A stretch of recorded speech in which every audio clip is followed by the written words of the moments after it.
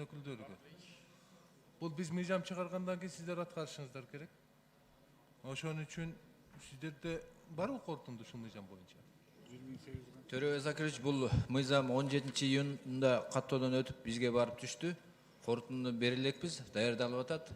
Бир топ гос органдардан терс сыныштар келген. Бизде чогултуп обобщенный бир позицияны беребиз корутунду.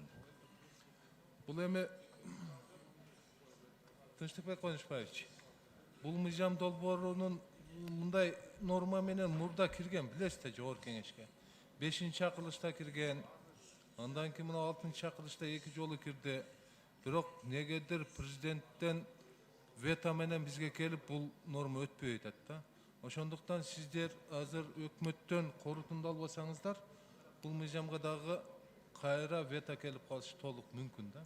Ошондуктан азыр бул ишти негизи өкмөт аткарат да.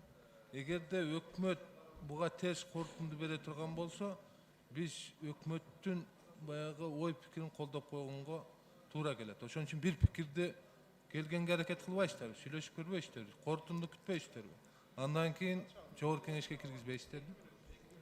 Biz ökmötkörgө бергенибизге 1 ай болду. Мен бу жерден өкмөттүн мүчөсүнө кайрылгам. 22-синде бүткөн, 22-сине чейин келген жок. Андан кийин биз алып чыктык.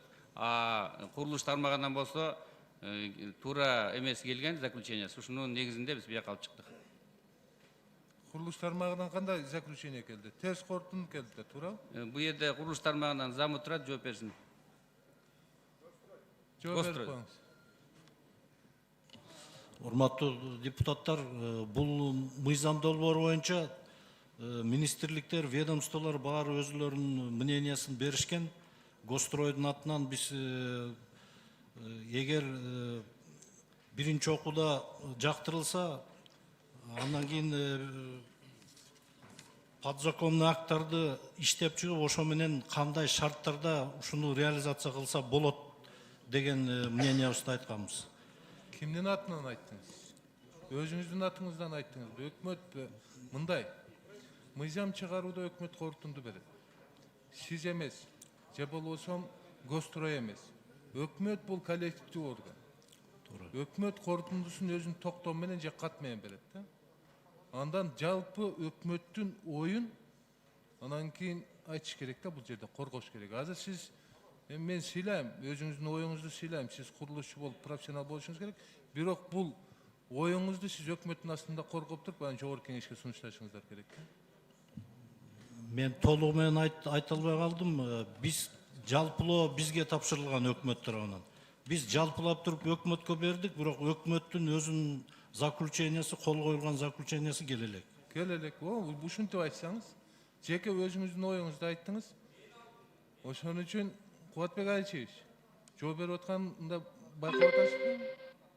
Байкап атасызбы жооп берип аткан? Азыр мындай кулак салып калдыңызбы, салбай калдыңызбы дегеним да. Өкмөттүн атынан жооп берип атат.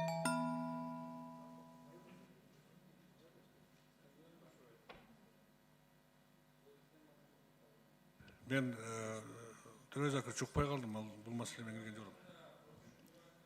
10 секунд. Жеке сиздин оюңуз экен, өкмөттүн корутундусу жок.